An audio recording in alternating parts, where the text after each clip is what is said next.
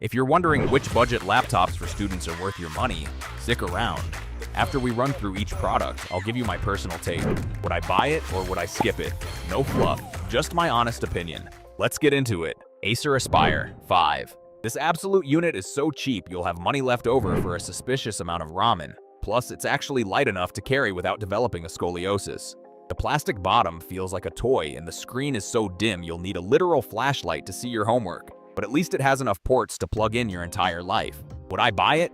Yes, because it's the king of good enough for a student budget that is currently crying for help. Asus VivoBook 16. You're getting a screen big enough to watch movies in the back of the lecture hall, and the keyboard is surprisingly clicky enough to annoy everyone sitting next to you. Don't expect to do any actual creative work because the color accuracy is basically non-existent and the battery dies faster than my motivation on a Monday morning. Would I buy it? Maybe, but only if you really need that massive 16-inch display for multitasking and don't plan on leaving your charger at home. HP Victus 15. It's a gaming laptop disguised as a regular computer so you can pretend to take notes while actually failing at Valorant. And that 144Hz screen is smoother than a fresh jar of peanut butter. It weighs more than a bag of bricks and the battery life is a total joke, so you better secure a seat near a wall outlet or you're cooked. Would I buy it? Yes, if you're a technical student who needs a discrete graphics card and doesn't mind a workout every time you walk to class. HP OmniBook 514. This thing has a battery that lasts over 25 hours, which is perfect for those all-nighters where you forget that sleep is a human requirement. It's running on a Snapdragon processor, so some of your weird engineering apps might not even open, and it's about as fast as a turtle on a treadmill compared to its rivals. Would I buy it? No. Because while the OLED screen is gorgeous, the compatibility issues with Windows on ARM are a massive headache I don't need. Apple MacBook Air M4. Apple finally stopped being stingy and gave us 16 gigabytes of memory for a lower price, making it so fast it'll finish your assignments before you even think of them. It still doesn't have a fan, so it'll get hotter than a jalapeno if you push it, and you're stuck with that ugly notch staring at you for the next 4 years. Would I buy it? Yes. It is easily the best value laptop on this list if you can swing the $999 price tag for that incredible M4 performance. Microsoft Surface Laptop 7. This thing finally gives the MacBook Air a run for its money with a battery that survives 17 hours of your frantic last-minute essay writing. It's got a gorgeous 3:2 aspect ratio display for extra vertical space, though the lack of ports means you'll be carrying more dongles than books. Would I buy it? Yes, because looking this sleek while actually having power to back it up is worth the dongle hell. Asus ROG Zephyrus G14. This beast lets you crush AAA games at over 60 frames per second between lectures, but the fans sound like a literal jet engine taking off in the middle of a quiet library. It's surprisingly light for a gaming machine, though it gets hotter than your coffee if you actually try to use it on your lap while plugged in. Would I buy it? Maybe. Only if you value high-tier gaming performance over having actual friends who don't mind the loud fan noise. Dell XPS 139345. Dell basically took a regular laptop and shrunk it into a tiny 1.2 kilogram brick of pure style that somehow fits a 12-core Snapdragon processor inside. The battery life is legendary for long study sessions, but they replaced the physical function keys with touch buttons that feel like a cruel joke during a coding exam. Would I buy it? No, because I need real keys and more than 2 measly ports to survive a single day of productivity. Acer Aspire 14 AI. This is the ultimate I'm broke but need AI machine that packs a solid Intel Core Ultra processor for $700, even if the plastic chassis feels a bit like a lunchbox. The battery will actually last through your classes, but the display is so dim and colorless you might forget you're even looking at a screen. Would I buy it? Yes, it's the king of budget utility for students who care more about passing grades than fancy metal lids. Lenovo ThinkPad E16 Gen 3. It's the reliable workhorse with a massive 16-inch screen and a keyboard that's actually satisfying to type on, though it looks about as exciting as a spreadsheet.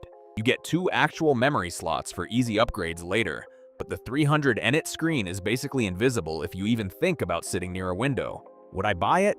Yes, because being able to fix and upgrade your own gear is a massive win when you're a struggling student. Lenovo V15 Gen 5. This budget warrior packs a surprisingly fast, non-volatile memory express, solid-state drive, and a physical webcam shutter for when you are definitely not supposed to be on a Zoom call. But that cheap, twisted pneumatic display panel has viewing angles so bad it looks like a privacy filter from 2005. It is light enough to toss in your bag without a chiropractor on speed dial, though the plastic build feels like it was forged from recycled lunch trays. Would I buy it? Maybe. Only if my bank account is screaming for mercy and I can find the version with the in-plane switching screen, because that base model display is actual pain. Acer Nitro ANV15 52586Z. You are getting a 165Hz refresh rate on a budget, which is great for smooth gaming, but the 8GB of random access memory is basically a hate crime against multitasking in 2026. The NVIDIA GeForce RTX 4050 graphics card is solid for 1080p gaming, yet the 250 nits brightness means you will be squinting at your screen like a confused grandparent if a single ray of sunlight hits your room. Would I buy it? No, because having only 8GB of memory and a single solid-state drive slot makes this feel like a starter kit that requires another €150 of upgrades just to be usable. Gigabyte Aero X16 RTX 5U70. This sleek beast rocks a gorgeous 1600p resolution screen and a massive NVIDIA GeForce RTX 5070 that makes student life look like a high-budget movie, though the 150-watt power supply is honestly trying to run a marathon on a juice box. It is thin and light enough to make you look like a creative pro, but that low total graphics power means your 50 series card is basically just a glorified paperweight that cannot reach its full potential. Would I buy it? Yes, because despite the power limits, that 400 nits bright display and expandable memory are exactly what you need for editing videos while pretending to do homework. Lenovo ThinkPad P14's Gen 6. This absolute unit features an AMD Ryzen AI 9HX Pro 370 that probably has more brain cells than my entire friend group, plus a 2.8K OLED panel that makes spreadsheets look way more exciting than they actually are. It weighs only 1.39 kilograms, so it is perfect for sprinting to class, but it lacks a dedicated graphics card, which means your gaming will be limited to Minesweeper and Chrome tabs.